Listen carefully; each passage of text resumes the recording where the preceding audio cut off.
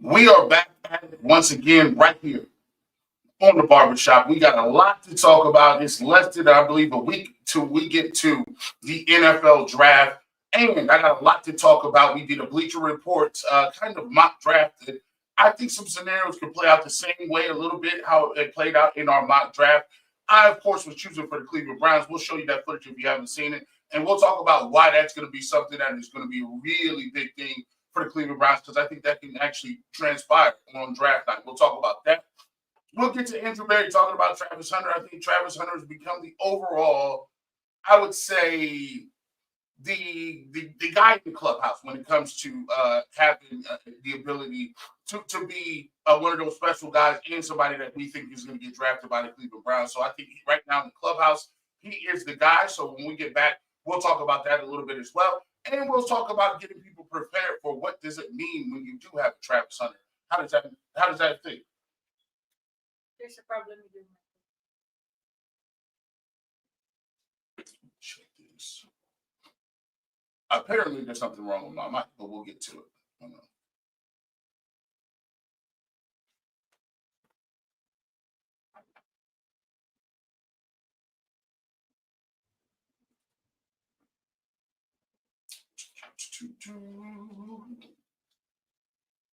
Seems like it's not in that.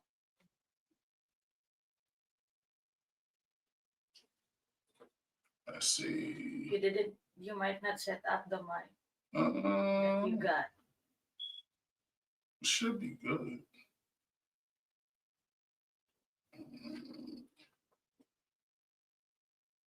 Sound is off. Let me see. Let's get this fixed.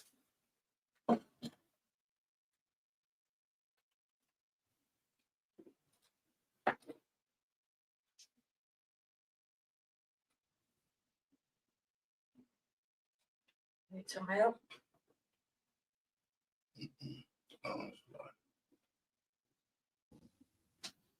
There we go. I think I should be good, though.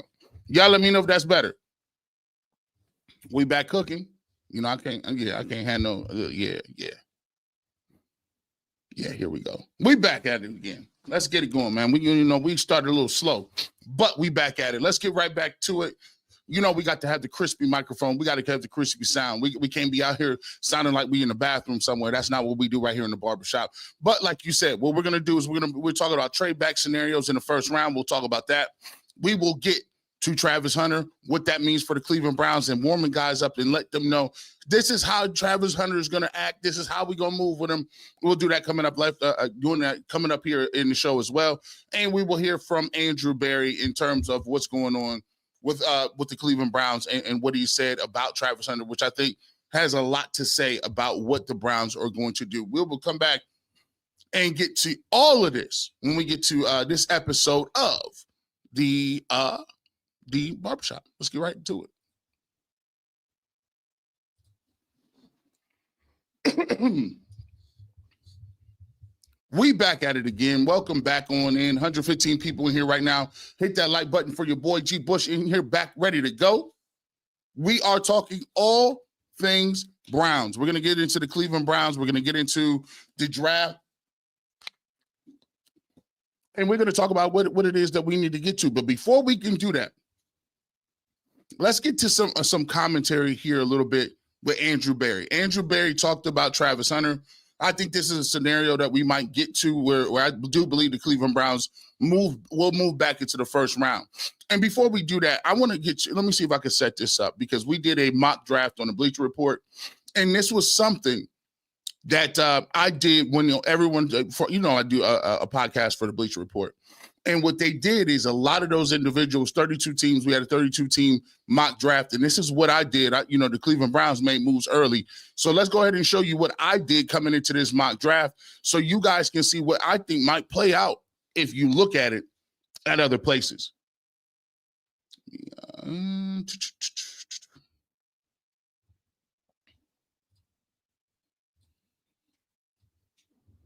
Here we go.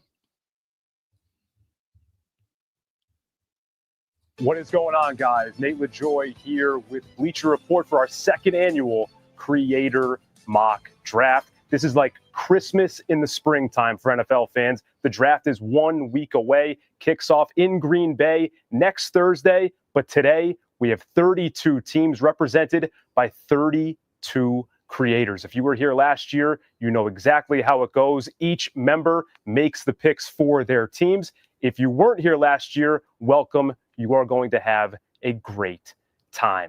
Now, the NFL draft obviously kicks off with the Tennessee Titans with the number 1 overall selection, followed by the Browns, Giants, Patriots, and Jaguars in the top 5. The rest of the top 10, the Raiders, Jets, Panthers, Saints, and Chicago Bears. Really looking to improve on what has been a great offseason so far for Chicago. Now we have 11 through 15 represented by San Francisco and Dallas all the way down. But when you look at that 24th overall pick, you see the Cleveland Browns. Why are the Browns there?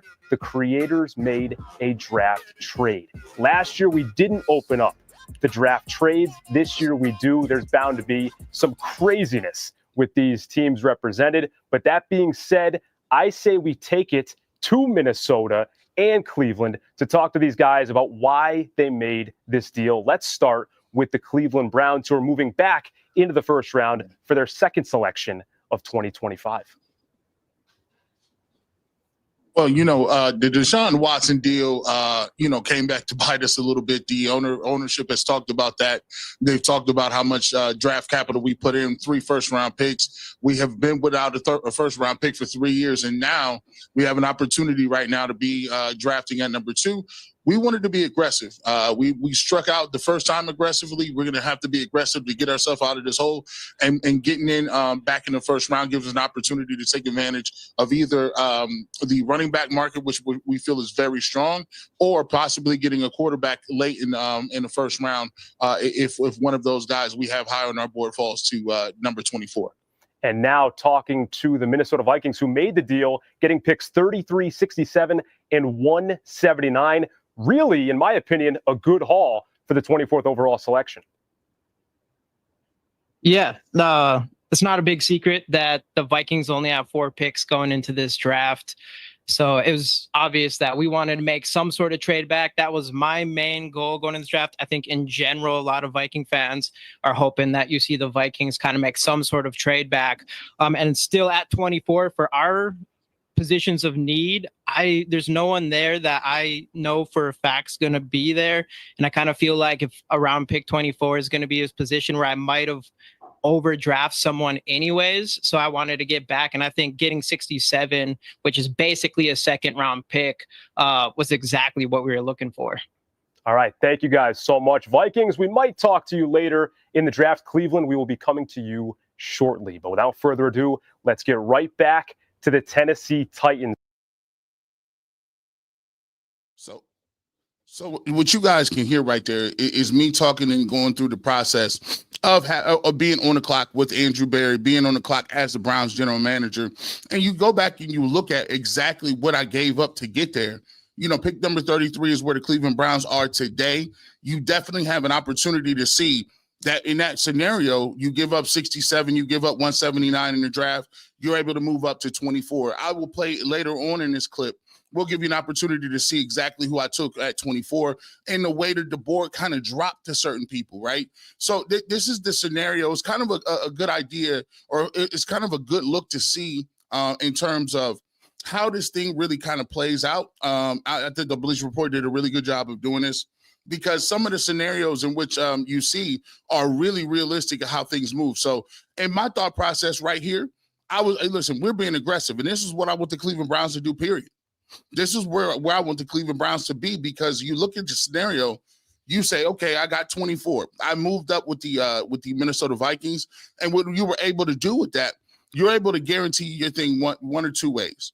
A lot of people believe that everybody's going to fall to them. They'll fall. I got the guys on my big board. They'll fall to me. They'll get there. Don't worry about it, G. Bush. Don't even put too much time and energy into it. Nah, that's not the way that works. That's not the way it works. You gotta move and maneuver and get where you want to go. And if you think that your quarterback or a running back is going to fall to you automatically, that's not truthful. I think the Browns have to be aggressive at the top of this draft. If you look at it, I think they do. When you watch the pick I took, you'll see how everybody else kind of moves. The Browns are the pivot point. If the Browns take Travis Hunter at number 2, and then the Giants choose to pass on Shedeur Sanders, that's where a lot of stuff starts to happen, right? Or if they don't take Shedeur Sanders and they go up and you know, they go get Abdul Carter, things are still going to maneuver a certain way. What I wanted to do is I wanted to be able to be on the board at the end of the first round, knowing that I could get my quarterback that I wanted, or knowing that I had an opportunity to get the best running back that's still available on the board in the back of that as well. So those are some of the things that we took a look at in the way the draft played out. I'm going to play it right now and give you an opportunity to check this out. This is the next 2 picks. The Tennessee Titans are on the board right here. They're on the board, and they are going to be picking right now. And so what we'll do is we'll get let you see that, as well as get to the situation where we take Travis Hunter with the 2nd overall pick.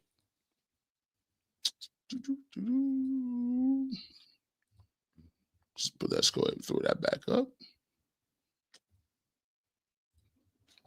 All right. There we go. The number 1 overall selection in the 2025 draft. They have been looking for a franchise quarterback for years now. Do they finally get him? What do you have? So, yes, we're in a situation where we need a franchise quarterback for sure. If you look at our team, look at the fact that, you know, we have a lot of holes on this team. The biggest hole is at quarterback. And there's been a lot of discussion of Shedeur Sanders, Cam Ward, and those things.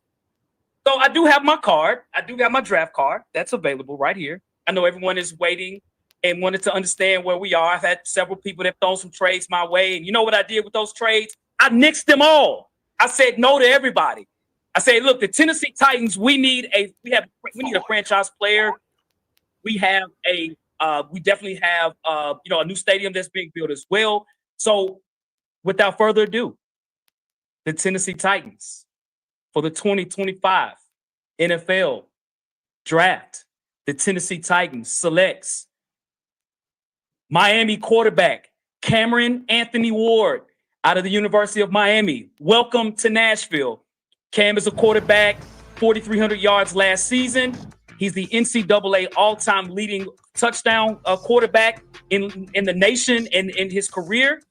This guy here, 39 touchdowns and 7 interceptions. This guy was a playmaker, man. And in the NFL, you just don't need a quarterback to sit in the pocket and count the flies that's in the air. You need a quarterback that can just do that and also move around the field as well. Cam Ward fulfills that position. The Tennessee Titans have had struggles at quarterback for many years. We were a 3-win football team last year. We were number 8. We only scored 18 points a game, 198 yards passing last year. As you know, that's not going to get it done. We get Cameron Ward. Welcome to Nashville, Cameron Ward. We got Cam Ward. Pick 1. Welcome. So the Titans obviously very, very excited about the potential to get Cam Ward. He's the over. Browns trading back into the first round to number 24. Here we go. This is by far their more important pick. What do you think the Browns are going to do, and who are you going to take at number 2? Well, I think the draft starts right here. A lot of teams will be lining up behind us to figure out what they're going to do after we make this pick. But quarterback is a need on our board as well. Cam Ward, obviously, in our evaluation, was the top guy on the board. So we looked at a lot of different quarterbacks, and we did not have that big of a difference between some of our second-tier prospects like Shedeur Sanders.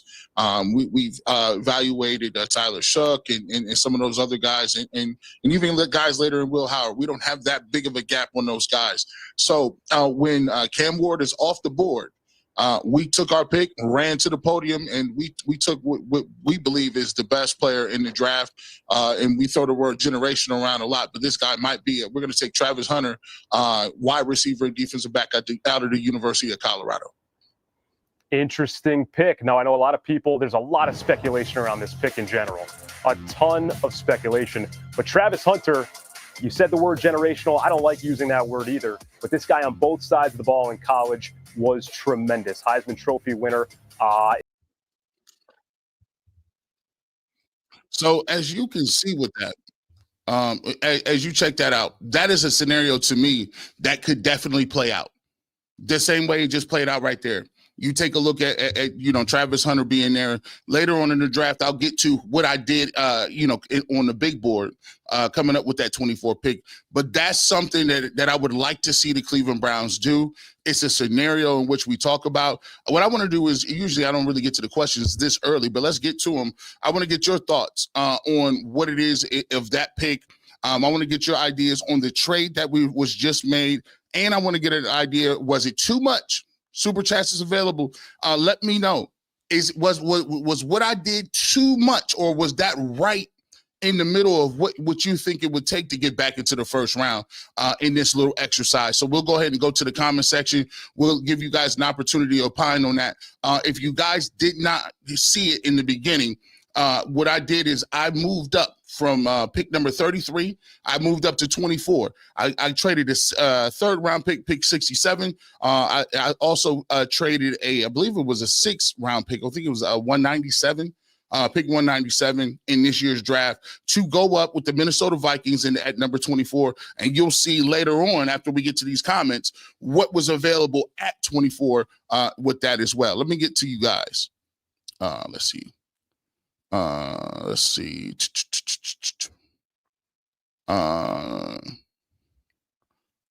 me see. Skinner, Alistair says at 24, you can get a running back. Yeah, you can. You can get that. Those who are whining this year or whenever doesn't matter, bring up that Rebirth Browns didn't win 100 games until 2019. So the Browns will reach that to McLaughlin. You believe Travis Hunter is a reach at 2? I'm trying to figure this out now. That's what you're saying? Barry Love, Hunter, and Milroe is only long-winded and so specific about them and short and business standard with all the other prospects. We will get to some of that Andrew Barry conversation when we talk about some of these prospects as well, so we can get there. Dr. Magi said, all I care about is not drafting Brandon Whedon Jr. That is Tyler Shook, huh? We not a Tyler Shook fan. Can Hunter get separation in NFL? Can Milroe actually become accurate? Throws a lot of interceptions. I don't know. See, this is the thing. We're gonna talk about Travis Hunter. This gets me about Travis Hunter is because when I watch him, I see one thing, and then when people describe him, I don't understand how they are describing the same things that I'm actually seeing. Travis Hunter has been super dynamic every single game that I've seen him. Travis Hunter was super dynamic in high school when I seen him. He was super dynamic when he was at Jackson State. He was super dynamic at Colorado. My thing is, I get that the NFL is a certain thing, but we always knew Jamar Chase was good. I knew Jamar Chase was good. It just was what it was. People knew Justin Jefferson was pretty good, right? But now all of a sudden it's just like, oh, well, we don't know if Travis Hunter's that guy or not. Let's see.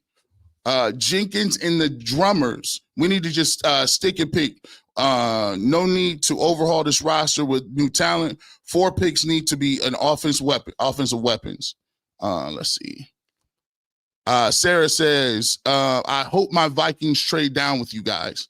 I would love to be right there. I like to get that. A lot of people's echoing that. Home of the Duke and Nyla. Home of the Duke and Nyla. I like that. We like that. This running back class is so deep, we can find a good starter in the 3rd or 4th round. I agree with that. Travis Hunter has never played against NFL level talent. Bro, who has? So when we get to this, thank you so much for people coming on in. By the way, hit the like button for me, bro. Who has played? Like, it's crazy because Travis Hunter is not like any other prospect. Like, I get the fact that people are like, oh, he hasn't played against some talent, but who has in this draft? I don't understand how that critique doesn't go for every single player round 1 through 7. Nobody has played against NFL talent yet. Not Cam Ward, not Abdul Carter, not Travis Hunter. Nobody has. Zero Ashton Genty. Nobody has game tape. But that's not what we're talking about. We talk about projecting. And think about this. If Travis Hunter was the number, how crazy is this to project? If Travis Hunter was the number one player in high school, he just won the Heisman Trophy as the best player in college, why all of a sudden we're going to act like he's garbage in the pros? I don't get it. I don't get it. Let's see.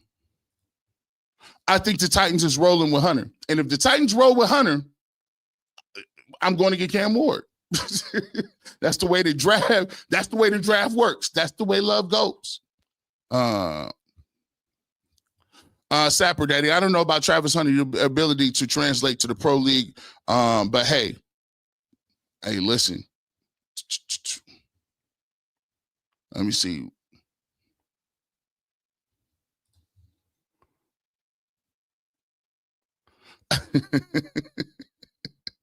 Halim, I appreciate you. When this dude from Tennessee talks, you just appreciate Garrett as much more. These fools aren't in the same ballpark. Look, man, hey, shout out to all the creators out there in the Bleacher Report. It's levels to this. And I'm gonna tell you this: just like I talk about it being levels to this thing, there's levels with Travis Hunter. There are. At 24, you guys could get a solid defensive player too. Now, that is a great observation, because what I'm doing, and here's what I'm doing when I'm showing you this stuff. I'm just showing you something because I think it's a good exercise to see how the field can fall. I like doing mock drafts in real time, because when somebody takes your guy off the board, you got to scramble. You better find somebody to take. Like, the clock is ticking. Let's get back into it, and you guys can get an opportunity to see who I took. Let me get my video to the place where, let me see, where we at? Where we at? Where was I at on the clock? Where we at on the clock? Yeah, we want to get you. Oh, here we go. G. Bush back on the clock right here.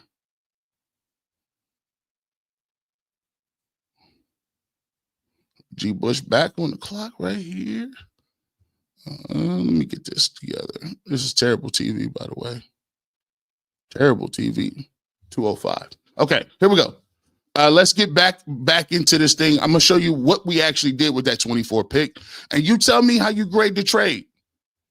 Because I think we did all right for ourselves with what we got at 24. But you be the judge for that. Like I always say, man, make it your own. Hey, come up with your own ideas. So let's go ahead and get to that and show you how it paid off. How it paid off. Here we go. After selecting. I wish HR had fancy AI agents. You do. We all do. Everyone does. HR, customer service, field service. Finance. Number 2 overall, Travis Hunter. Who are they taking at number 24? When you see a car, you can find it on Auto Trader. Even my TV detective car. You're going to play every commercial possible. That's why you don't do screen share. Well, this is easy money. We was waiting there. We was nervous for a second because Pittsburgh could have took this guy off the board, but they chose Jalen Milroe. We're gonna go. Listen, we're going back to the Kevin Stefanski playbook. We about to run this football. We're gonna run play action through it. Jerry Jeudy had a breakout year last year. We already got who we feel is the best player in the draft, Travis Hunter, who's a two-way star already. Get the jerseys ready. Listen, we're running in with the pick at quarterback from Ole Miss, Jackson Dart, with pick number 24. And we'll redshirt him. He'll sit behind Joe Flacco. We'll even play Kenny Pickett. We'll put that red shirt on him and be ready to go in 26.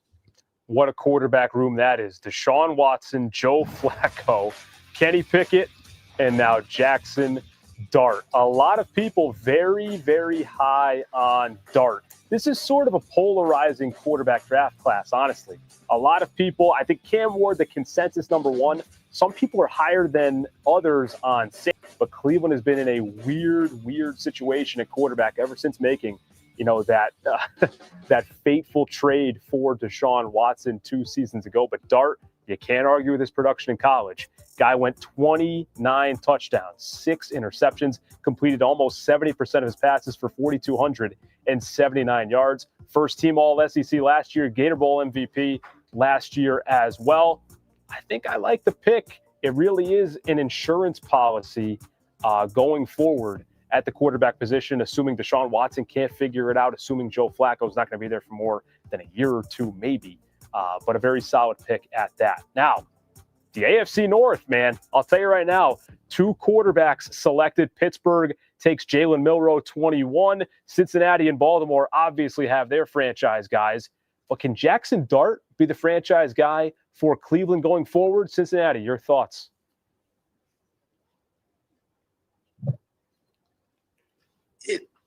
I'm on the fence on this one. If it had it been another franchise that doesn't have a history of ruining quarterbacks, then maybe I might feel a certain type of way. But watching them select them, it just feels different.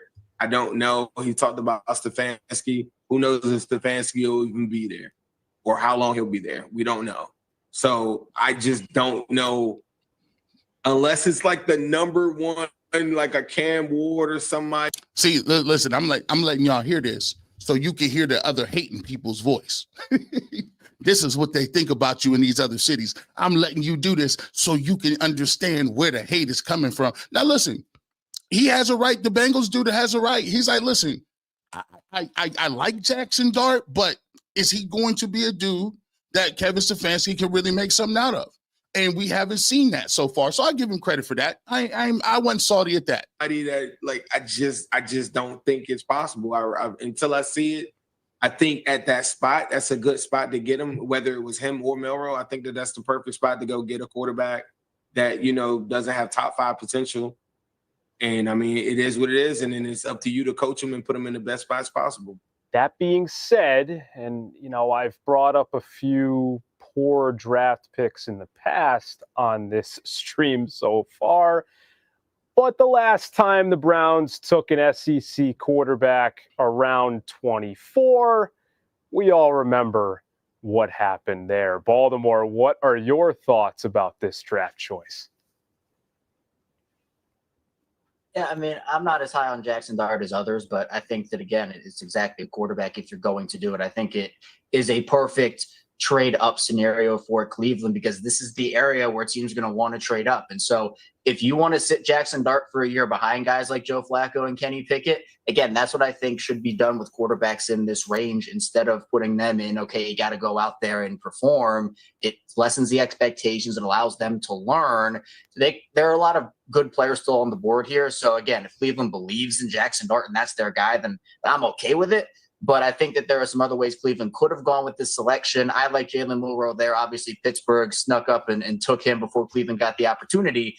But I think that this is the range we'll probably see the rest of the quarterbacks go off the board, and all these other teams are going to have to turn their attention to Tyler Shuck and others. See, that's it. So we're not even going to tell you about the Pittsburgh guy. We ain't going to give you no time for the Pittsburgh dude. But what we're looking at is this. In that specific scenario at 21, in that specific scenario, the Pittsburgh Steelers drafted Jalen Milroe, which was 3 picks higher. So you look at it, at that point in the draft, Shedeur Sanders had already gone early. Jalen Milroe, who is a guy who it has I would say, the tantalizing skill set in terms of being electric and guys wanting to jump up to take him.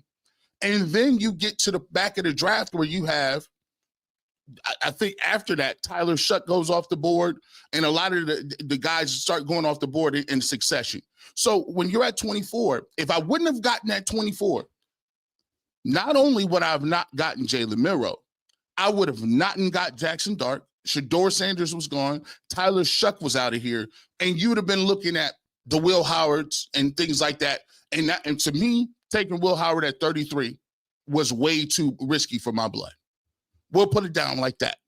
Hey, let's get to your comments and what you guys think about it. What are your thoughts about the trade now? You end up coming up in this mock draft, particularly. You end up with Travis Hunter as your receiver, defensive back. You also end up with your quarterback of the future. You already have Joe Flacco.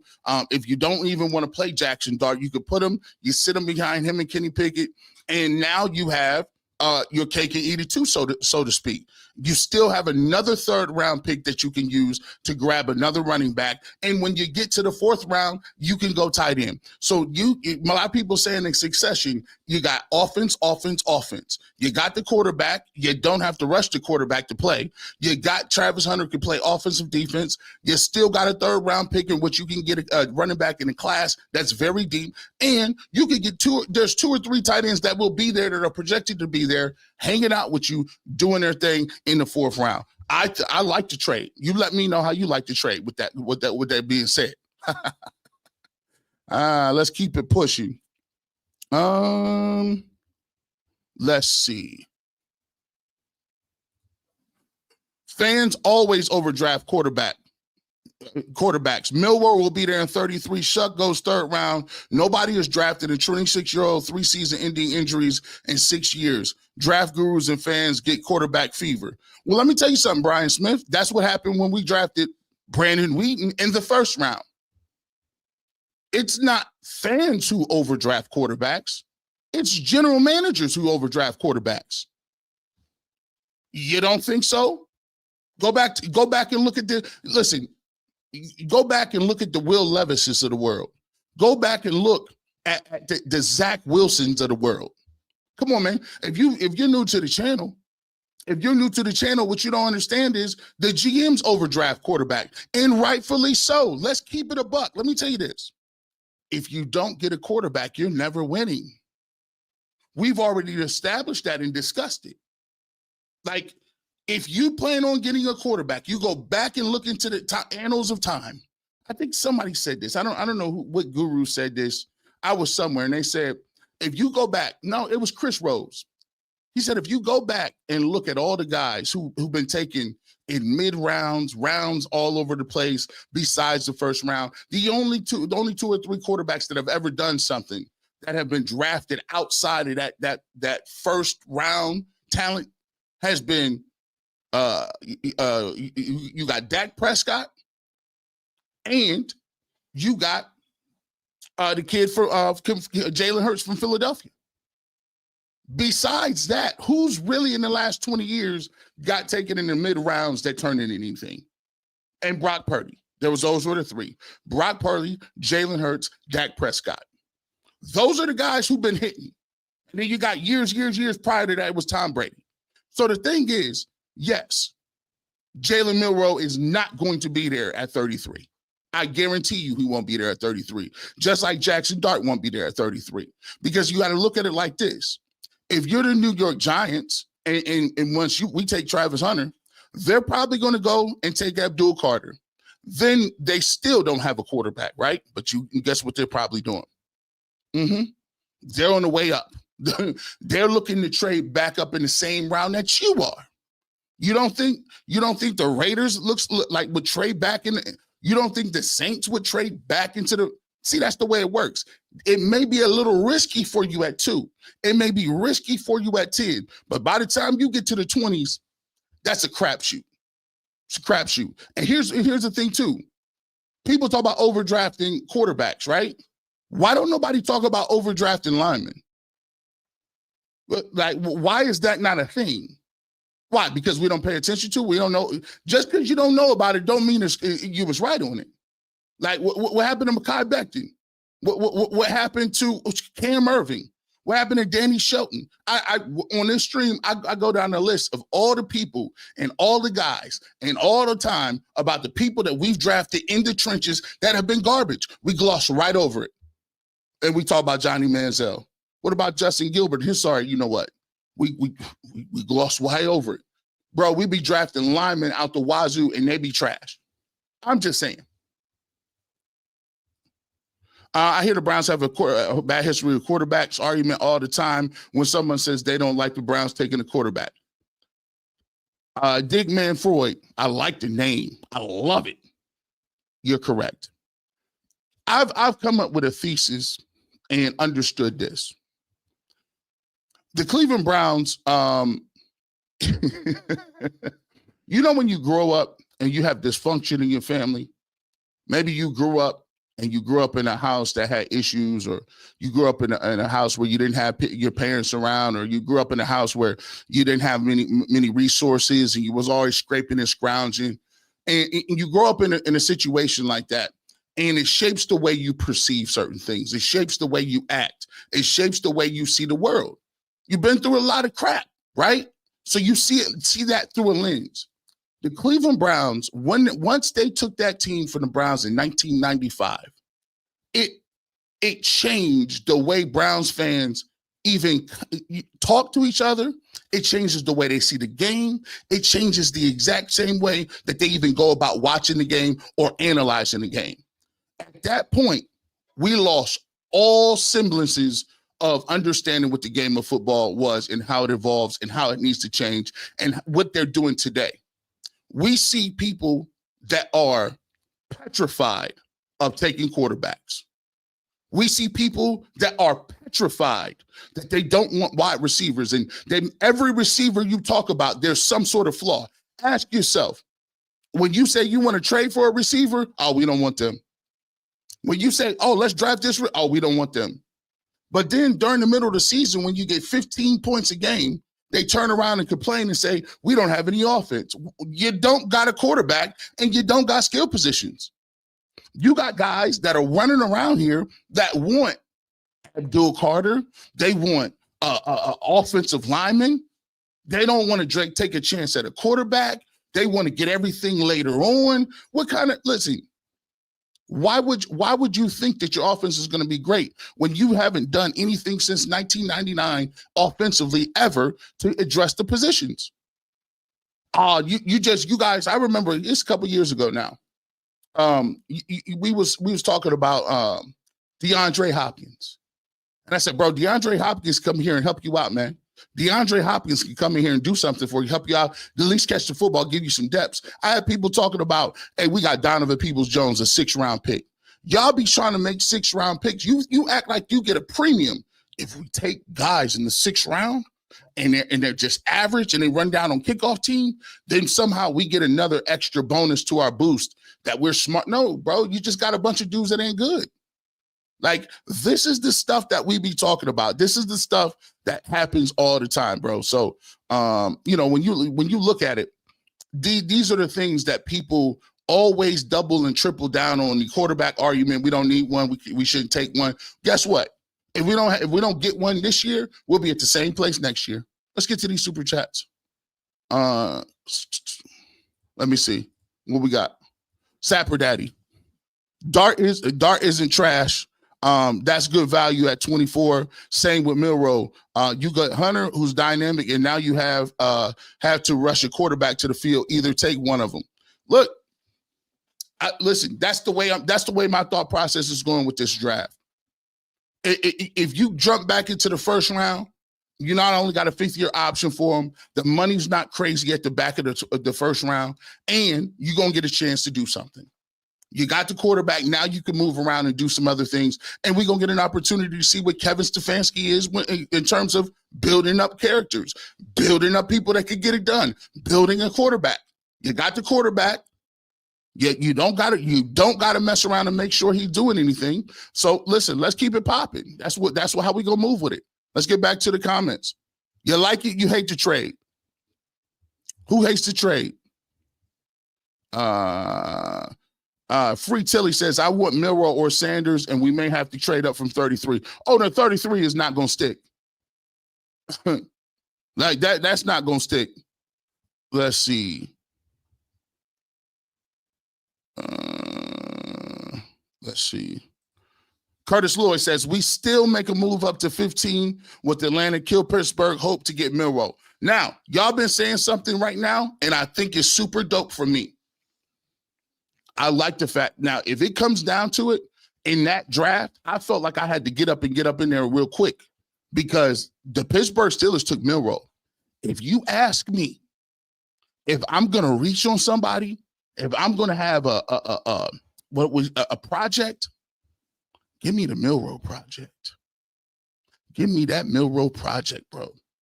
That's what I'm looking to cook with. I mean, if you could get Milroe, I put him on the field and get him a couple packages here or there. If he's there, the thing is, I think Pittsburgh looking at him. I'm not gonna lie. I think Pittsburgh's looking at him. I was hoping during this draft process that they was going to take a defensive line, the kid Harmon from Oregon. There was a lot of other guys, that the defensive linemen, people of that sort. I was hoping they was going to, maybe get a JTT or a Jack Sawyer at that position, maybe get a little higher than I thought. But the guy, to his credit, he stayed there and took Milroe, and I like that move. I like Milroe. If you have to ask me which one I would take Milroe because of the upside. Sapper Daddy, we appreciate you. The main issue in the fan base is has a savior complex. Don't get me wrong. I like Carter at 2, but the offense is stuck in first gear, and we stay rushing the kid on the field just to destroy his confidence week 1. Listen, I've been saying it a lot.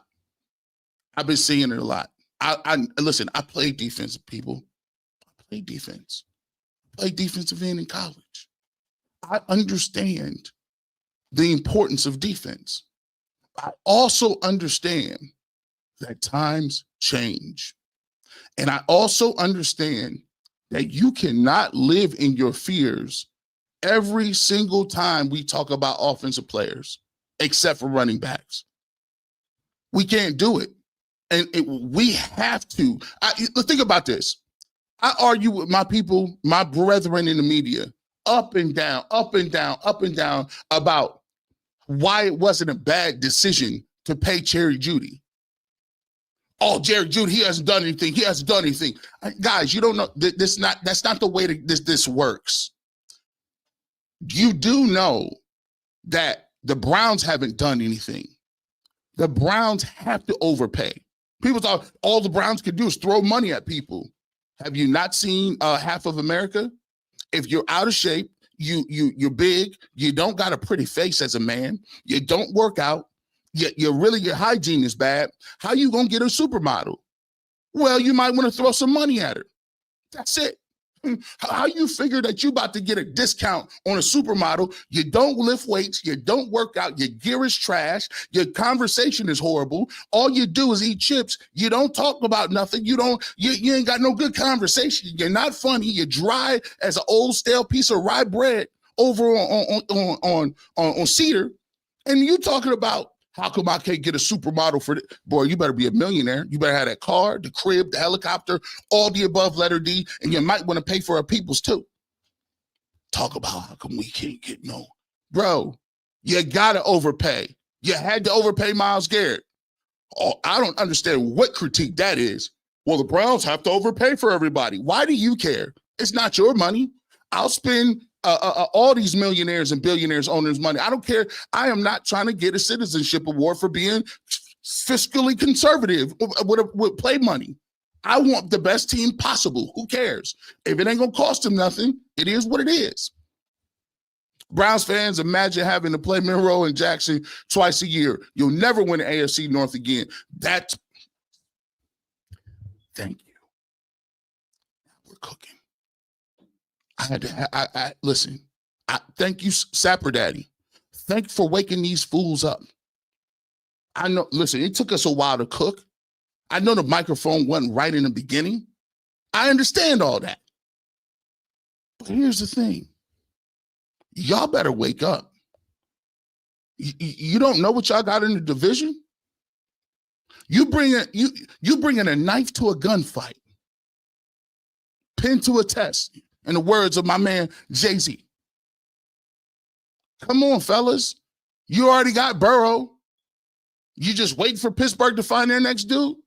See, what y'all do is repeat stuff over and over and over and over and over again, and you don't get it. I remember when Joe Flacco was dominating the Browns, and he won a Super Bowl. I remember when Ben Roethlisberger was dominating the Browns. He won a Super Bowl. I remember when Andy Dalton was playing for the Bengals, and they was dominating the Browns, and they were going to the playoffs every single year. Fast forward to now, they've got their second generation of stars. Lamar Jackson comes right in for Flacco. What waiting on? Then you got Joe Burrow comes right in on Cincinnati. And now you're waiting for the Pittsburgh Steelers to get their dude back, and you still telling me don't reach. You telling me don't reach for nothing. You got, it's a home invasion. You got people coming in your house. Your wife and your kids is upstairs asleep. You talking about don't reach for that weapon. You don't know if you need to use it yet. Man, I'm reaching every day, twice on Sunday. How dare you come in my house? I'm reaching right now. Right now, we on the reach mode because that's just in your division. You still got to get C.J. Stroud together. You still got Pat Mahomes. You still got Herbert. You still got Josh Allen walking around. And guys are continually getting better, getting other guys. Don't reach, though. Don't do it, Chief Bush. Don't reach. Let me get to this. Here's how we're going to move with this. We appreciate it. We appreciate that. Let's get to this. I want to cook with this. Where's my little banner? Where my banners? Where my banners? Yeah, we're gonna do this. I want to get to let's get to him. We want to get to Andrew Berry. Now, he's been gushing all over the place. We talked about that was crazy. I apologize for that. I wasn't supposed to say it come out like that. We'll get to that last. Let's get to Andrew Berry. He talked about the skill set of one Travis Hunter. Talk about what Travis Hunter is, what he ain't. And we'll come back to that and get to this on the opposite side. But I think he tipped his hand for everybody that was wondering out there, what the heck is we doing? Like you can't probably fully appreciate until you actually see Travis play live is just his elite conditioning. Like, going out and seeing him play at Colorado, he really never comes off the field, and it's unbelievable because there are more plays in a college game than there is a pro game, and it's like the guy he barely pants like that, like that type of thing. So it's quite incredible. That being said, what he would attempt to do has not been really done in our league. But we wouldn't necessarily put a cap or a governor in terms of what he could do. We would want to be smart in terms of how we started him out. I think I've mentioned before, we would see his first home as receiver and his second home, on the defense side of the ball. Yeah, I think one of the big things, he has a number of rare qualities, but probably the rarest is his ability with the ball, his ball skills. And, we would want to put him in a position that maximizes that ability. Are you concerned about the pounding, like the physical pounding, not the aerobic part, but the taking the hits on both sides of the ball? If he played on both sides for you, yeah, I think anytime a player across positions plays more snaps, there certainly is more of that risk. That being said, playing on the perimeter positions, there's maybe a little bit less contact than there would be as you get closer to the ball. But it's something that 32 teams are would have to figure that out as they think through his profile, and there would be some probably learning on the fly if he were here. He has to play on both sides to be worth that number 2 pick, because that's kind of how he's viewed, as a guy that can do both versus just is one side or the other. No, I don't see it that way. I think it's, and I'm going to use a crossboard now. It's a little bit like Ohtani, right? Where when he's playing one side, he's an outstanding player. If he's a pitcher or he's a hitter, he's an outstanding player. And this man Andrew Berry was up here whispering. This man was telling secrets. He was like, Andrew, can you keep this a secret? I'm like, man, boy, this Andrew Berry was up here whispering, boy. But we'll give you the cliff notes of what he talked about. One of the questions at the end, they talked about, do you have to use him on both sides of the football in order to justify taking him? Another created narrative, absolute created narrative. The fact that people is trying to act like he's not dynamic and he didn't dominate both sides of the ball. See, this is the thing. what we got to talk about is how if you do take a Travis Hunter and you do want to get Travis Hunter together, what you're going to have to do is start understanding how to use Travis Hunter, because it's more about you than it is him. What do you mean by that?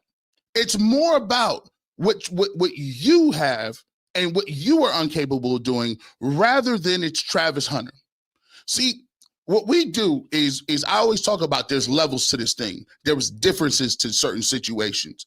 When you take a look at what Travis Hunter is or what Travis Hunter does, the one thing that people always go to is it's never been done before. Every invention that's ever been created wasn't done before that certain time period.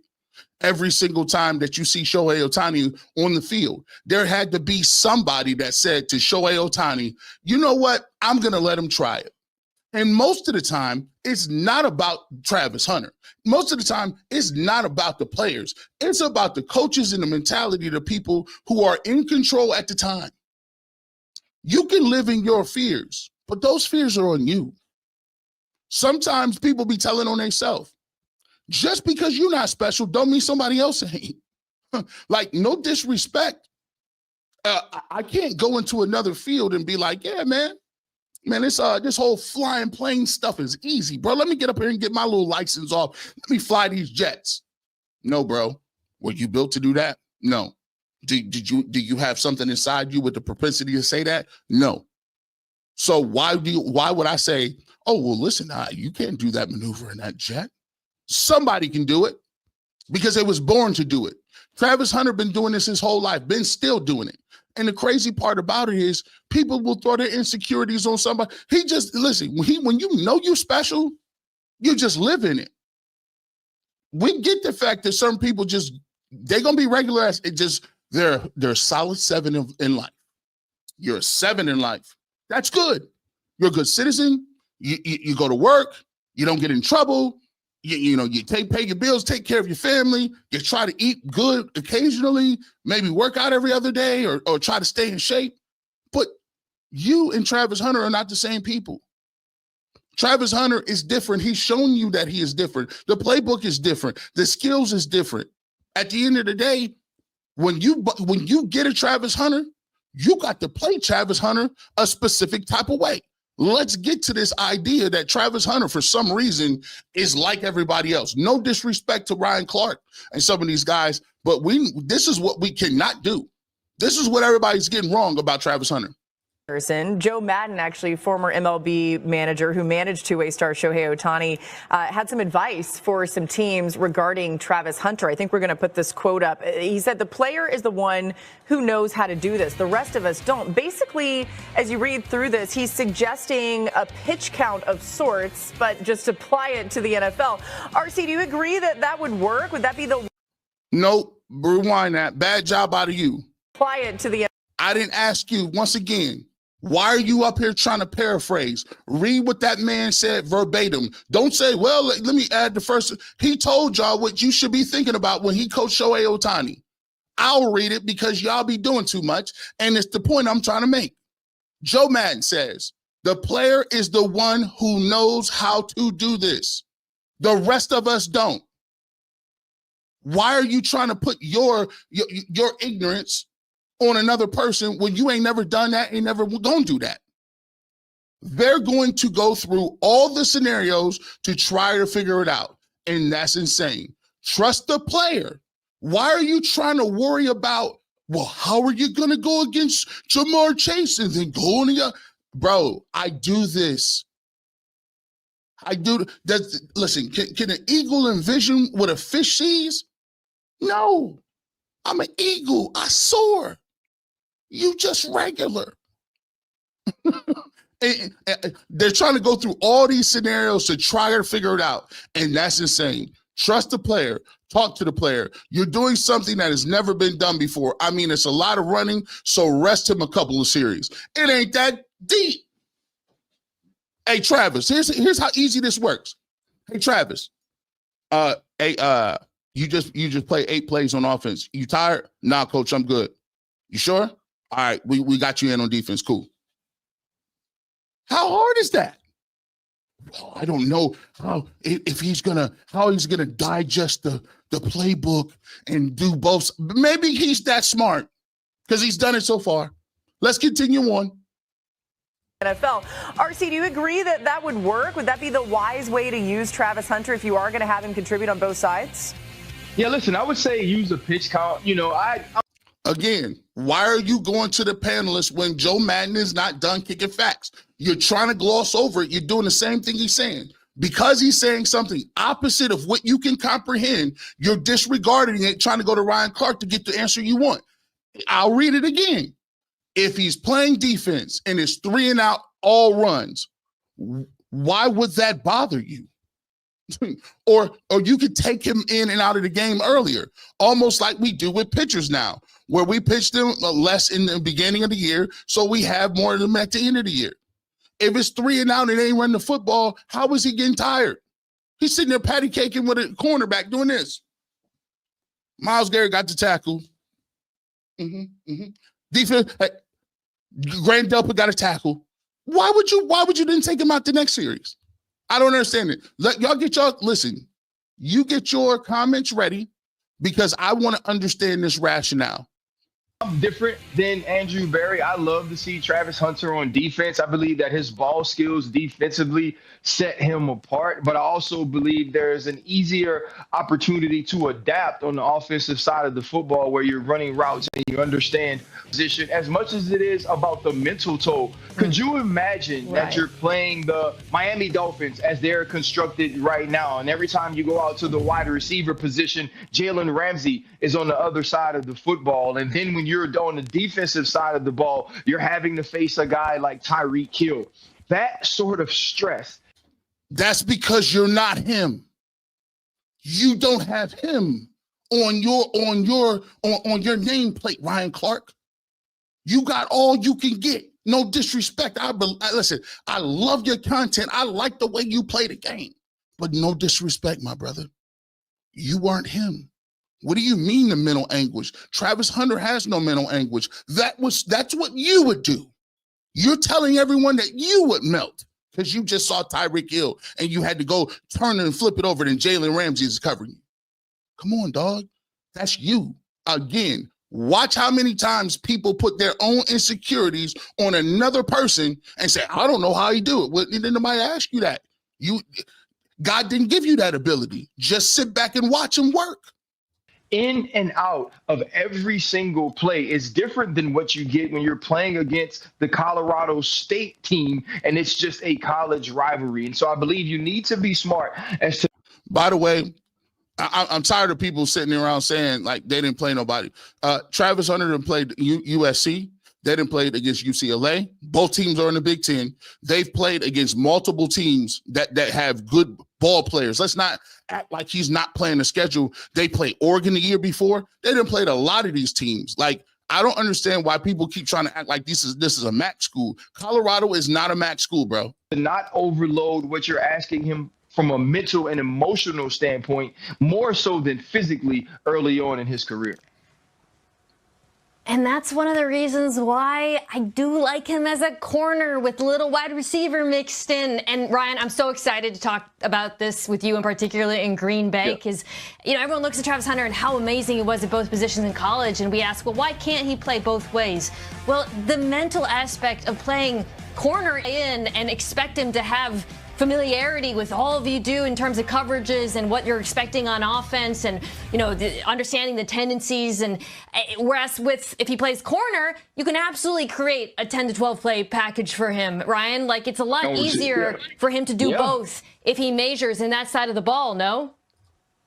No, not, and that's what, but I just think he should be a defender, Mina, because. All right, so let me just continue to debunk this stuff one after another. So they're talking about the mental aspect of the game and how difficult it must be to learn both sides of the ball and all that good stuff. Once again, I don't know what your academic career was looking like, but when you talk about what Travis Hunter can do and how he goes about it, this man is rare. This is from ESPN's Mark Jones noted that during the game broadcast. Oh, by the way. Travis Hunter has a 4.0 GPA as well, if you're wondering. Travis Hunter's academic record is as impressive as his on-field performance. He achieved a perfect 4.0 during the fall semester in 2023 and maintained a 3.908 GPA in the spring of 2024. These grades culminated into a GPA of 3.798, earning him a spot on the academic All-American team. So once again, I don't know what y'all do, and he's just different.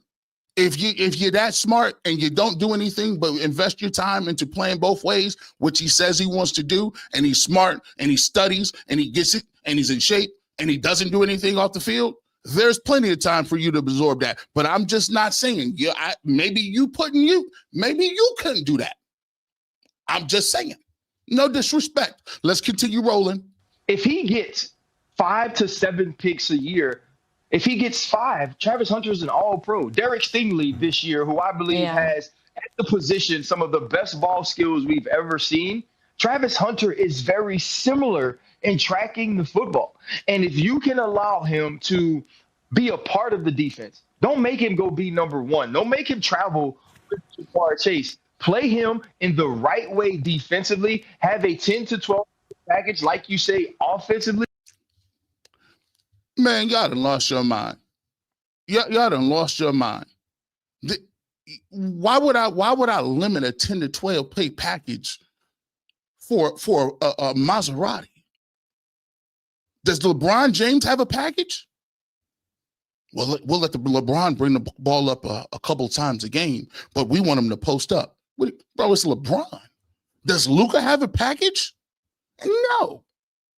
Get Luka the rock and move the hell out the way. You see, that's the difference between regular guys, tryhards, and ball players. Certain people, you get Shohei Ohtani the ball, and you don't worry about how he gets to throw 99 and 100 miles an hour and still hit 3-4 home runs and still gun people out from the outfield and still run the bases and still 50, 60 bases. You let Ohtani worry about that. Not you. You let him worry. And now I believe you're getting the best of Travis Hunter without possibly ruining Travis Hunter, which is the smart thing you have to do if you're going to draft him in the top 3. Yeah, see, I talked to multiple teams that made this comparison. Like, if he's a wide receiver, he'll probably be a top 15 wide receiver. But in 2 years, he could be an all-pro cornerback, maybe the very best. And they're quick to point out, like, it's a logistical nightmare if you ask a player in the NFL with all the nuances and all the team meetings at the same time on offensive defense to play full-time on both sides of the ball. It'd be impossible. Like, if you're going to play him. No, bro. It's not. Again, I continue to talk about people who say impossible. And Travis Hunter says something, and I respect him for it. He said it's 24 hours of the day. And when I play in football, you got to sleep 8 hours. The rest of it is all football. You can't stop nobody that's determined. You can't, bro. At the end, like when people be putting it, and this is a note for everybody. Listen, this is a note I'm gonna just throw this out here to you guys because it don't really pertain to Travis Hunter. This could be anybody that's out here watching, having a conversation right now. These people tell you what you can't do every single day. There is somebody at your job. There is somebody at your church. There's somebody that the mailman, the dude at the grocery store. There are always people waiting to tell you what you are and what you are not. And the great thing about life in sports is every single week you got an opportunity to put your jersey on, go out there and prove people wrong. Just like you got an opportunity to do that in real life. This stuff right here, this isn't just about Travis Hunter. Look, Travis Hunter gonna prove whether he's good or not, and how many reps they're gonna play him is what they're gonna play. But what I'm preaching more, and what I'm talking about more in this setting, is the fact that as people, if you believe what people will tell you, bro, they will weigh you down like an albatross or a rock or tied to your waist in deep water. These folks be telling you what you can and can't do. They told G. Bush, you can't wear sunglasses on TV. Watch me. G. Bush, you're the Duke of New Jerk, bro. You can't do nothing. Watch me. You can't stop me. You can hate all you want. Put it in the message board 1,000 times. But you don't control when I wake up. You don't control how many blogs I do. You don't control how many comments that I'm typing back and forth. You don't control how many times I'm going to continue to go get it and wake up every single day. And at the end of the day, that's what I can control. If you can control that, you can control your destiny. You can never, this stuff that people be talking about, this is deeper than rap. Don't let nobody tell you you can't do something. I'm factual proof. Factual proof. You think that I talk spicy? You think they like that? No, but you know what? This ain't for everybody. There's some people out here that want to go listen to the middle of the road guys. There's some people out here that want to go and play it safe. I'm not playing nothing safe to sit up here and hang out with y'all. I don't care. I don't eat birthday cake. I'm not coming to the cookout. I'm not going to the golf outings. I'm not going to none of that. I'm not going to the mixer events. I'm in these streets. I'm talking right here. And that's how I'm going to continue to talk. And that's just for somebody needed to hear that out here. Somebody had to hear that. I just had to throw that out there. If you know what I'm talking about, put a 1 in the chat. These dudes out here hating. Wide receiver, you could maybe get away with like him being a third down situational cornerback too, but to play both sides all the time would be next to impossible. You know, it's just fascinating because whatever team drafts him, they're going to be able to decide a lot of this, right? But if you talk to Travis, I've asked him about this. I've asked him about the mental load, and he says he's totally ready for it. Go ahead, RC. Also, too, think about how talented Charles Woodson and Champ Bailey and Deion Sanders were as just pure athletes. We never had these sorts of discussion about those 3 first ballot Hall of Famers. That's how special Travis Hunter was in college and how huge of a prospect he is. Well, let him cook then. Let that man cook. By the way, if I was going to take somebody's opinion of it, why wouldn't I take the best cornerback ever to play? Why wouldn't I take the best two-way athlete besides Bo Jackson's word for it? Why would I not take Deion Primetime Sanders and if Deion, that's the code, that'd be crazy. Everybody got an opinion, but sometimes your opinion really don't be counting. I'm going to keep it real with you. Sometimes it don't be counting like that. How can you, Deion Sanders, who was a 2-sport athlete at the highest level, who played a playoff baseball game and a regular season football game in the same day, he says Travis Hunter is different? I'm going to take his word for it. I think he done seen it before. Hit that like button for your boy. Stop playing around, man. Let me see what we got. Let's get back to these comments. Zapper Daddy says, you're only crazy until it works. Miro Hunter need to be Browns on Thursday, period. Otherwise, will be another 25 years of darkness for the Browns. I'll tell you what. I'm down for the smoke. If the Browns can get Travis Hunter and Shedeur Sanders, I officially stamped that approval. I'm ready to go. Whatever they need to do, how they need to move with it, I'm ready to do it. If the Browns can get away and have a way to keep the Colorado connection together, I'm taking it. I come out of this draft with what I believe is the best player in this draft, Travis Hunter, and I still got the quarterback. I still got the second best quarterback. People talk about the Deshaun Watson move. Hey, if you want to sit here and cry about the Deshaun Watson move, go be my guest. But I ain't got no time for that. You know what I'm back up doing? Swinging. Because that's what it takes. When you swing out and you strike out bad, you got to go ahead and get a big shovel to dig yourself out. What you think I'm doing again? I'm aggressive. I'm not playing. That's why I moved up in the draft. I'm going to get me a quarterback, and I'm not going to play no games with y'all. And if Kevin Stefanski was smart, he'd do the exact same thing. Because I'm going to tell you what, he did exactly what he should have done. They got some people back. I don't know who the new guy in charge is. They got a new PR guy in charge. They said, listen, let me. Okay, here we go. Now, sit back. I'm going to drink a little bit of this coffee.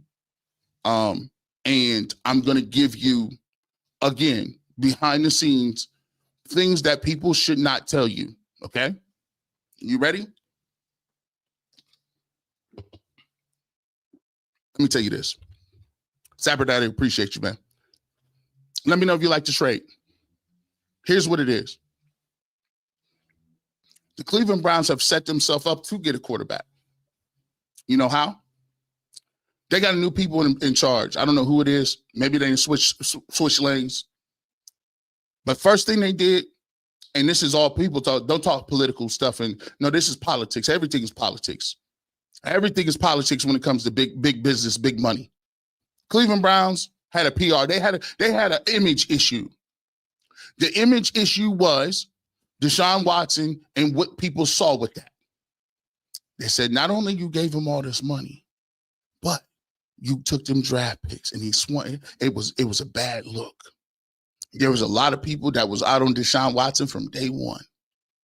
They want no parts of it. And they felt that Deshaun Watson was the reason Baker Mayfield was gone. That's 2-3 strikes right there. So there was people that were never going to get behind Deshaun Watson, period. There are a group of people that would have came around if he would have played well. And I think if he would have played at the tippy top, people would have, it would have been about 10% that don't mess with him, but 90% would have got on base because winning matters. But let me tell you, if you're not in a position to win, you're in position to get your optics together.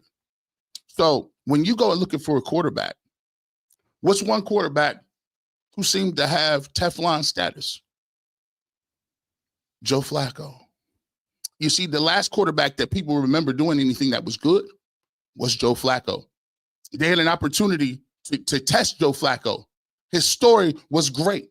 The narrative was there. He's a guy that comes off unassuming, written off for dead. Kids don't even know he was good at playing football, and he comes in off this couch and he throws for 300 yards at game after game, and the Browns go to the playoffs. What a story.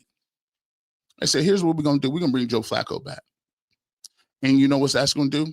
That's a whole shield. That when you do that, you naturally got 40% of your fan base back with that.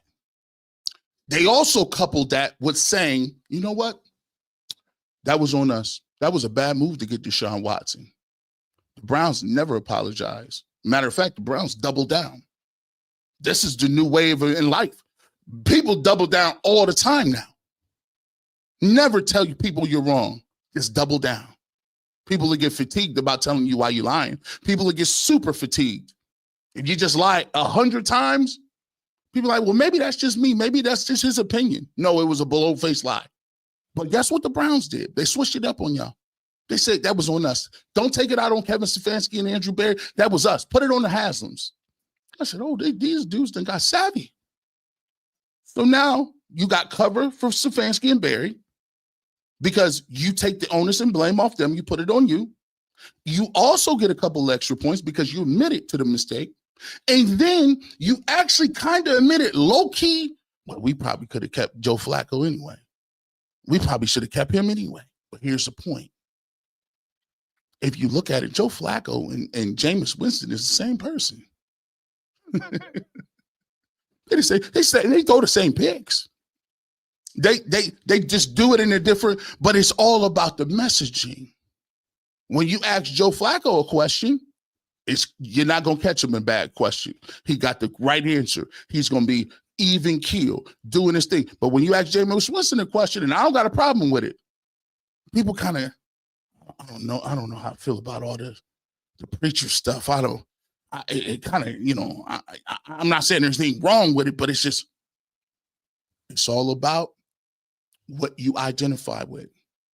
And I'm not saying identifying with something is not that's nothing wrong with that. Kevin Stefanski's like, yo, I like Joe Flacco. He was the happiest ever been with Flacco. You know why?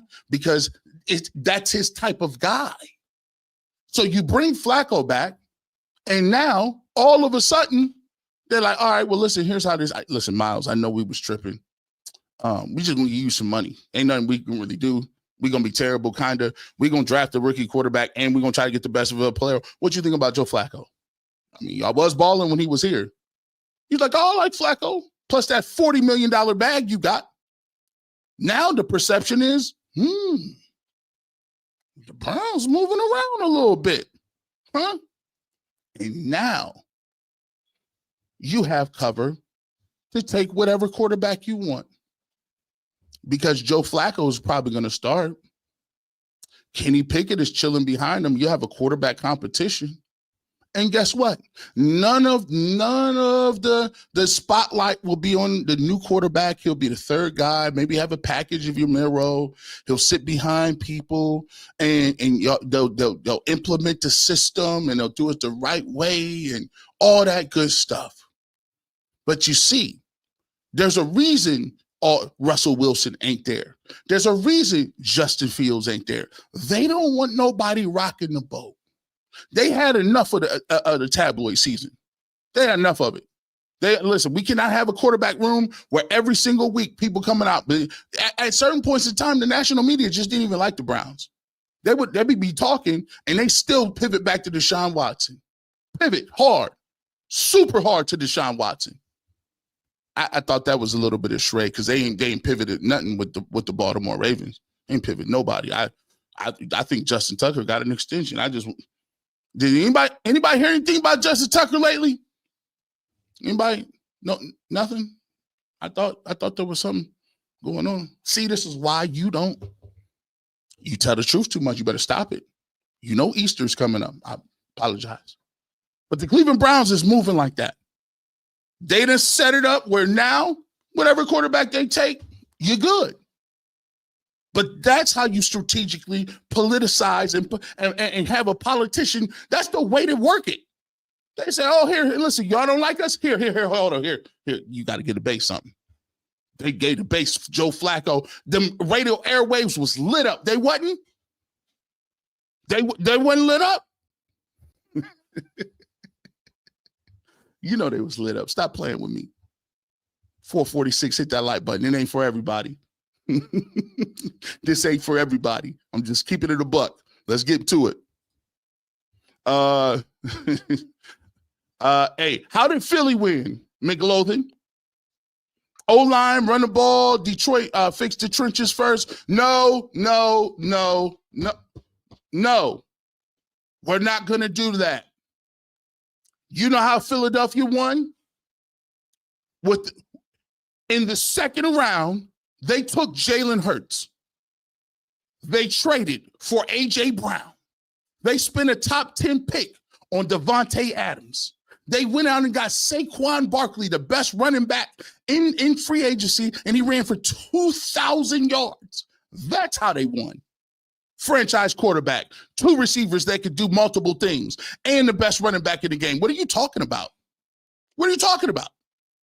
You think they won because of them defensive ends? Go back and look what Jalen Hurts did in them Super Bowls. He's been in 2 of them, by the way. 2. He threw for 300 the prior one. Couldn't stop him on the ground this one. Y'all be skimming through stuff. That is not what happened, acting like they just drafted defensive ends and popped up.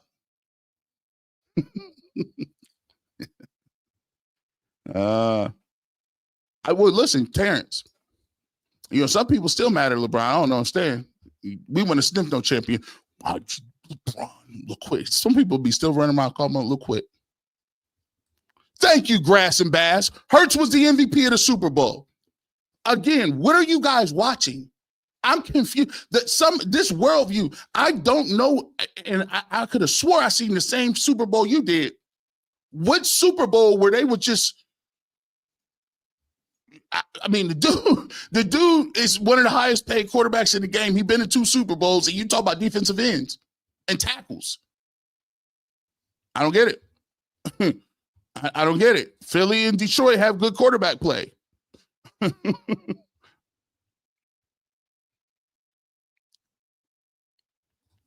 Listen, these clowns love to bother Deshaun Watson. He ain't throwing no shade. He just rehabbing. Here's what I'm going to say about that. Look, the dude is rehabbing, bro. Let him rehab. He ain't saying nothing. People keep trying to, even when I was doing the draft thing, people say, Deshaun Watson's still in the building. You know good and well Deshaun Watson not playing. Stop with that. You just using it a reason to keep bringing it up. Keep it pushing, people. Instead of all that, he's rehabbing. We need to find out who the hell we taking at quarterback. While we wasting all that time, we need to figure out which quarterback we moving up to go get. Come on now. People be doing way too much. Way too much.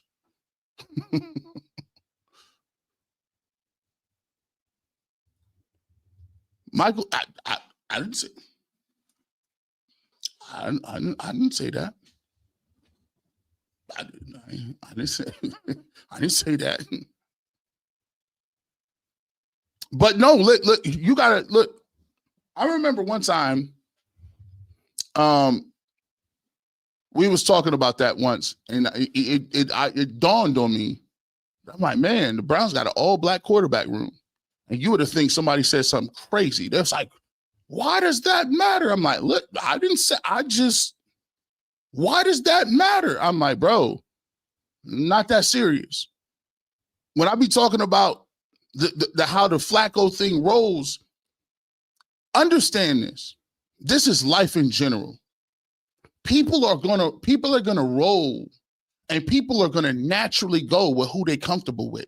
Kevin Stefanski and Joe Flacco is the same in terms of the way they think about football, the way they prefer to play the game of football, the way they go about asking questions.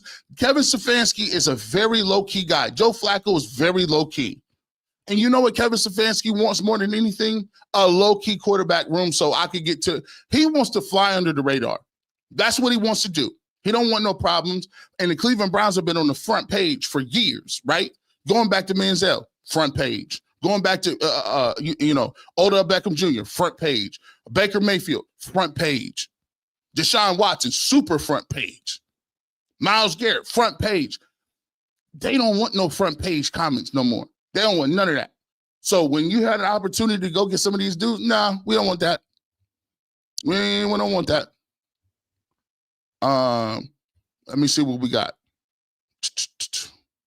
See, you can get a couple more in here. Let me see.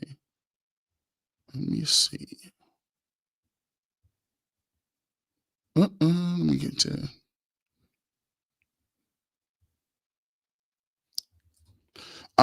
John, I wonder how much the narrative would change if it was someone else drafting Hunter. Here's this. This is why I like y'all. This is why I like the people that tune in and they do a really good job of asking pertinent questions. John, thank you. I wonder how much the narrative would change if it was someone else drafting Hunter. That's the thing. The narrative changes quickly when we are talking about any other city. Think about the way that this happens all the time.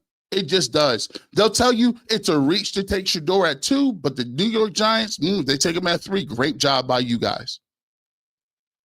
If the Browns were to take Abdul Carter, Travis Hunter goes 3, they'll say, you got the best player in the draft. Now look what you can have, him and Malik Neighbors. And the fact that they got a great pass rush, you put him back there. New York, he's box office. He's going to be ecstatic. Again, one pick later to the Giants, and all of a sudden, it's a tremendous look. Let the Browns do it. It's a dumb move. I don't like the move. They're not going to use him right. They don't got a quarterback, but even though I know they don't got a quarterback and they be trying to draft the quarterback, I don't like the quarterbacks they be trying to draft, so I tell them never to draft one. Then the next year, I just say that we don't have a quarterback again, and we do the same thing over. These dudes will make you think they are the greatest gaslighters in the world. They'll make you think that you're crazy. You be sitting there like, bro, am I crazy? You be like, is Travis Hunter mid? Is Travis Hunter mid? You be looking around at folks. Is he mid? And then he goes somewhere else and they spam the hell out of him, throwing him the ball on rocket screens, throwing him the ball on flea flickers, reverses. They let him play quarterback and wildcat. He returning punts, kicks. He's giving concessions out. He's signing people. He's his own agent. They let him do anything he wants to in New York, and they'll be on TV every freaking day. Every day they'll be on TV, Thursday night, Saturday night, Tuesday night. Talk about the Giants and Travis Hunter. The most dynamic receiver, defensive back we've ever seen since Dion, since Prime himself. Well, you get a chance to watch him on Amazon Prime tonight.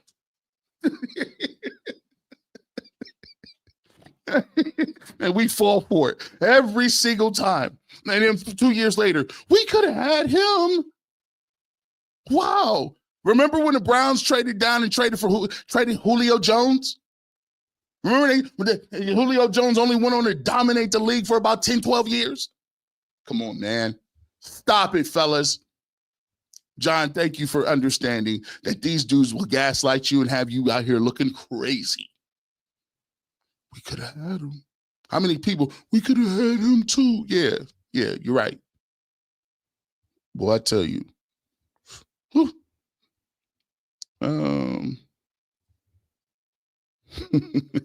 It's crazy. Now that Hunter's going to Cleveland. Now the media is barking out. He can. It's almost impossible. Solo. It's impossible. What? I mean, just the mental toll that's going to take. They act like this. They act like this dude was trying to be a peacekeeper in the Middle East or something. Think about the mental angle. They act like he had nuclear launch codes or something. This man is playing football. By the way, this goes to show you, and Ryan Clark, this is a bad job out of you. As a corner, there's only 5 things you can do. You can play man-to-man coverage, cover 2, cover 3, cover 4, maybe cover 6. What mythical plays are you talking about? Defensive backs, from my experience, don't even need to get in the huddle. And as a matter of fact, they get their calls from safeties. Ryan Clark, you are a safety. Why are you telling this to people? You know good and well that the safeties give the corners the calls. So he don't even need to know what the hell the coverage is. All he needs to do is go out there and say, listen to the call. What's the call? Hey, Grant Delpit, Ronnie Hickman. Oh, it's cover 2? I got you. That's it. There's nothing else. And if it's man-to-man coverage, like Jim Schwartz plays 45 to 50% of the time, what are you talking about? What playbook are you digesting? This is why I be trying to tell y'all, these dudes be straight up low. I don't think they be lying, but they be doing that stuff, and it sounds dumb. Like, why is nobody giving the rebuttal I just gave? It was very simple. Ryan Clark, let me ask you a question. How many coverages are there as a corner?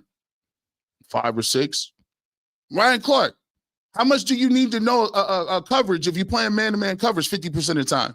Not very many. But people take that for face value. It's wild. It's wild, man.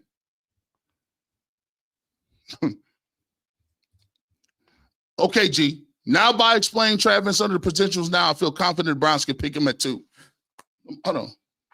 There you go.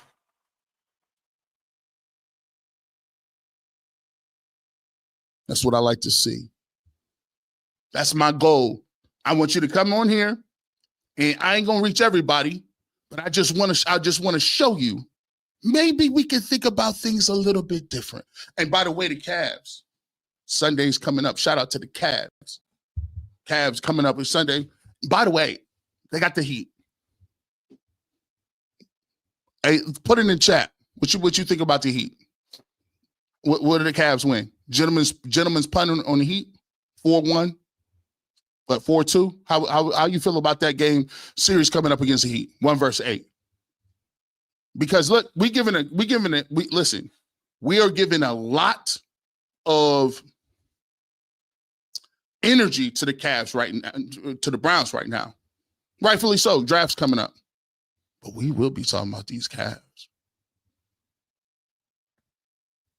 We will be getting to the Cavs. We'll get to these post games and everything. Shout out to wherever you're looking at right now. If you on YouTube on UCSS, I see you. If you with the on the barbershop, I see you. Shout out to Facebook, by the way, too. Yeah. Let's see. Clifford Davis, fan him being on that draft board. Bring him home. Shout out to my man. Cam McKinley's finest, Bowling Green, Mac alum himself, Mr. Fannin. I like him. I think he's going to be available. A lot of the mock drafts, he's available. Let's see. Let me see this. TK, who's a better receiver, Hunter or Malik Neighbors? Hunter or Harrison Jr.? Browns will be garbage with Hunter because the team is garbage. Browns defense won't stop Burrow, Jackson, and just Garrett. Okay. See, this is the problem. I've always said this, and you don't make any sense, my good sir. So did you see what the Cincinnati Bengals did? They signed T. Higgins and Jamar Chase, and they got Joe Burrow, right? Did Trey Hendricks get any money? Not that I know of. You see what the Pittsburgh Steelers did, right? They got Pickens and one got DK Metcalf, right? Great. Why are we talking about defensive players or anything? And is Travis Hunter better than Malik Neighbors or Marvin Harrison Jr.? By the way, Marvin Harrison Jr. didn't do much last year. Fam, I like Malik Neighbors. But let me tell you this. Travis Hunter is not far from him. If you say they better, I'm not going to knock you for it, but he in the same neighborhood. And if I'm in the same neighborhood as Malik Neighbors or Marvin Harrison Jr., then I'm balling. What are you talking about? We're not talking about is you better than Harrison or better than Neighbors. We trying to get better on offense. I need to put somebody with Jerry Jeudy. I don't care nothing about that other stuff. What I care about is it is an upgrade to what we doing. So I'm guessing you would like us to draft who? If you don't want him, who you want? By the way, we scored like how many points we scored? 15 a game? 15 points a game. Oh, yeah, them ones. Yeah. Yeah. Look, hey, we put them ones. I told y'all, cats out here, there's a lot of people. Don't be listening to them dudes. Cats will be listening to you the whole look. Hey, sometimes you gotta you gotta keep your little stuff close to the vest. He come out of the woodworks hating on stuff.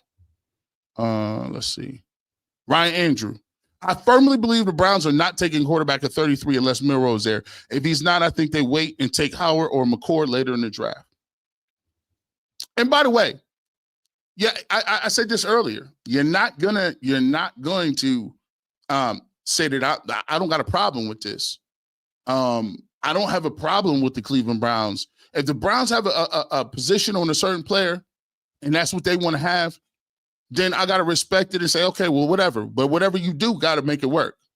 Like, whatever you do and whoever you take, you better make it work. So if they don't like Jackson Dart and they like Milroe, my thing is go get Milroe. I'm not waiting for the board to come nowhere. I'm going to get my guys. And if you want Jalen Milroe and you think he's going to be, don't wait on nobody. The game don't wait on nothing. Go after it. We talking, listen, we talking. We dropping bars out here, bro. We dropping bars. DeWine, Hunter is a human being.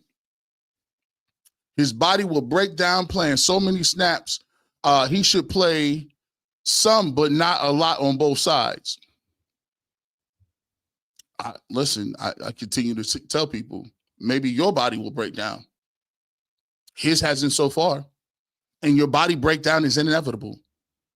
My body broke down weeks ago. Still keep breaking down. Here's the thing. You get what you get out of it. Listen, you go to the wheels fall off. Like, go to the wheels fall off. There's no such thing. I want to let people know. There's no such thing as saving yourself. In no sport. All it takes is this. All it takes is one cut, ACL. One cut, Achilles heel. One hit, concussion. You're not saving yourself. This is an inevitable part of life. It's what everybody signs up for. You know that you're probably taking 5 to 10 years off your life based on what you're doing on that football field. We all sign up for it. Even guys that play in high school know what it is. Guys in college know what it is. They all sign up for it. But at the end of the day, it's about what you do. Somebody told me that if you want to say what's impossible, you know what I think is damn near impossible? Let me look it up so we can get it. Let me see. Let me see something. It can be done. Watch this. Let me tell you something. Let me see it. All right, let me look this up. I want to do, let me see. Let me get this together now. You know what I think is wild? I think it's wild that LeBron James averages 25 points, 8 rebounds, and 8 assists a game. And LeBron James is, how old is he? 40. That's impossible. That's impossible, right? Do you know guys that his age? Jordan never made it that far. Kareem never made, Magic never made it to that age. No one has ever been as good, this old, this long, forever. And you know how? Because it's LeBron. He is him, and he spends $1.5 million on his body because that's how he feels about it. While Charles Barkley was eating donuts, LeBron James was eating kale salads. When the rest of these guys was gambling and smoking and drinking for the dream team, LeBron James was out here doing push-ups and climbing mountains on his state-of-the-art gym. You know why? Some people different. Kobe Bryant got every last bit of energy and every last bit of talent out of his body. Kobe isn't as athletic or as talented as Jordan. He's not as athletic and as talented as LeBron. But people still mention Kobe in that area because of what he brings to the table mentally. Mentally, Kobe Bryant was not, all he cared about was ball. You can't I'm getting up every single day. He has this thing that says, I signed a contract. I signed a contract with myself. And I don't care if I get up tomorrow and I don't feel like doing it. You already signed the contract. It doesn't matter what your daughter or your mom or your wife is doing. It don't matter if it's raining. It don't matter if it's sleet or whether my ankle hurt or if I'm tired or if I got a bad attitude today or I feel kind of sad. I'm getting up. I made the contract. I'm getting up and I'm going to put this work in. That's a rarefied mentality. And the problem is we can't see it and you can't see it because you ain't got nobody in your life that ever thought that way. Nobody you knew thought that way. That you like, I would rather die than not put it all on the line. Come on now. I don't think y'all could get listen, I go outside every day. It's just a different era.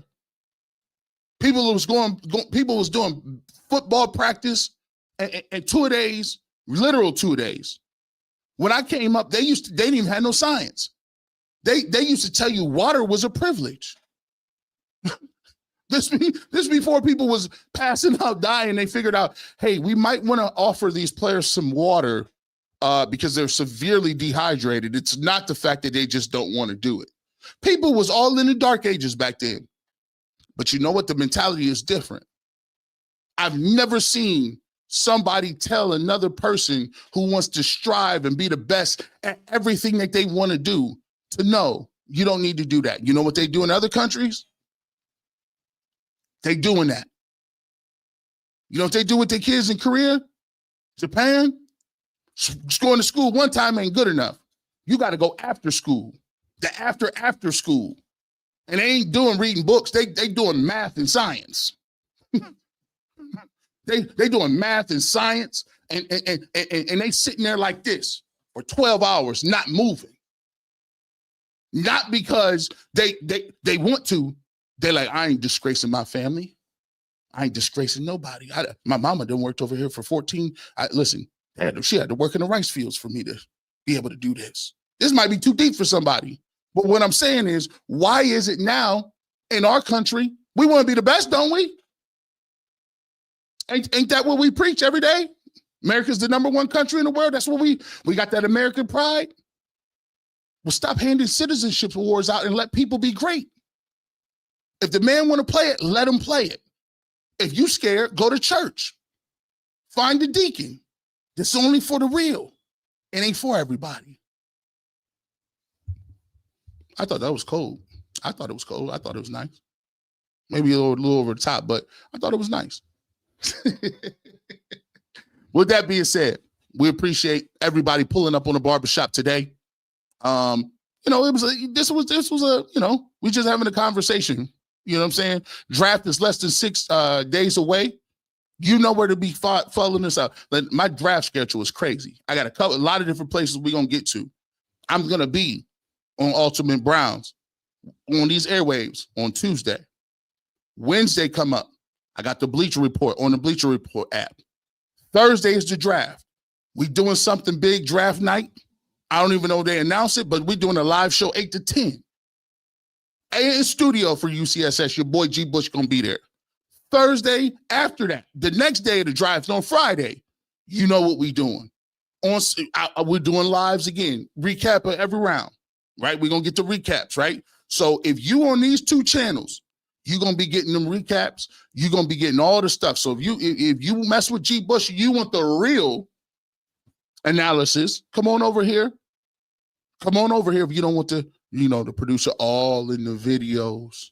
You don't want them, taking half your budget. Say I'm playing with you. But we're going to do that. We're going to have a great time. UCSS, Ultimate Browns, on the Bleacher Report app, and on the barbershop.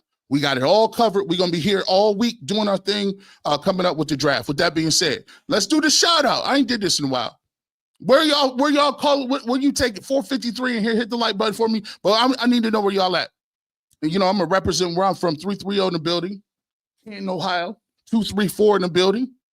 The Philippines is in the building, as always. You know what I'm saying? What's the area code over there? Y'all got area codes? No area codes. Apparently, they don't get mail in the Philippines. I don't know. But 216-440. That's what's up, bro. Where you calling from? How we moving? And when you do pull up, here's what I want you to do before we roll out. I want you to say where you from, and then I want you to give exactly who you want. Just the last name of who you want at 2. That's it. Who you want at 2. We're going to take a roll call, where you calling from, and who you want at number 2, just the name. Who going to start this off for? I did mine, 216-330, and I got Travis Hunter at 2. What y'all got? Let's keep it pushing. Woo. Let me see. Where we at? Hold on. Here we go.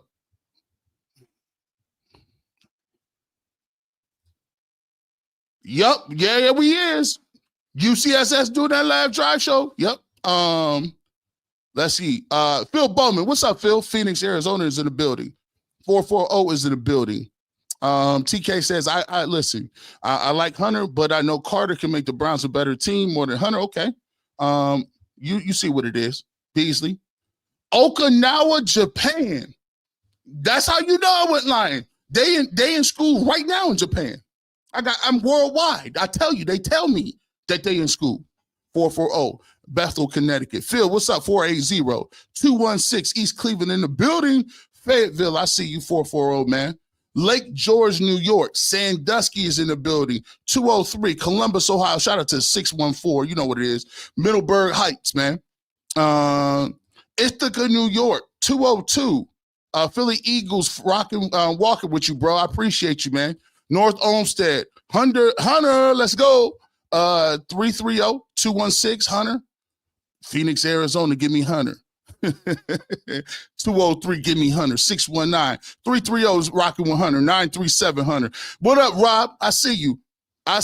Cleveland, Hunter. We got it. 216. Oxford, Ohio. Take Travis Hunter, man. Last year, the offense was able to move the off ball. We have won 9 more games. Well, that's why you got to take Hunter, like John says. Let's get to Hunter. They like him in Japan, too. Indiana, Hunter all day. Cleveland, we go take Kessler, Hunter. Sandusky, Hunter at 2. Travis Hunter's the guy. Youngstown, 216. Hey, Carter, Planet TK, what's up? Hunter, we see you. We getting everybody in. Mel L, what's up, man? I ain't talked to you about in a minute. Yeah. What we doing? Everybody is moving with Hunter. Everybody is in here all day. I appreciate you, man. We global out here. Appreciate you. Got another super chat too. Y'all are too good to me. Harold G. Bush, hook up with Jake Burns. Y'all are the best in the town. Hey, I didn't shout it. Listen, I done worked with Jake a lot, man. If you want to, he does a really good job on breaking down the film. He does a tremendous job. He has a website. Make sure y'all go check him out. Check him out. 121 Illyria. We taking, they want to take Sanders. 216, Kenton, Sanders, Hunter. We getting everybody in here. If you want to move, let's get it. Last two. Let's get that one. With that being said, I appreciate every one of you guys, man. I appreciate you guys. We'll come back. Like I said, you can catch us all over the airwaves this next couple of weeks, wherever I'm going to be at. And I appreciate you guys pulling up on a Saturday. With that being said, you never know when G. Bush is going to show up. I could be on radio, television, internet. I could be at the barbershop walking around doing all kind of stuff. But if you want the real and you want a fresh take, you don't want that same old stale stuff, you don't want people saying cliches, and you want to keep it a buck, this is the person you should be listening to right here on the barbershop. Have a great rest of your evening. And guess what? As always, go Browns.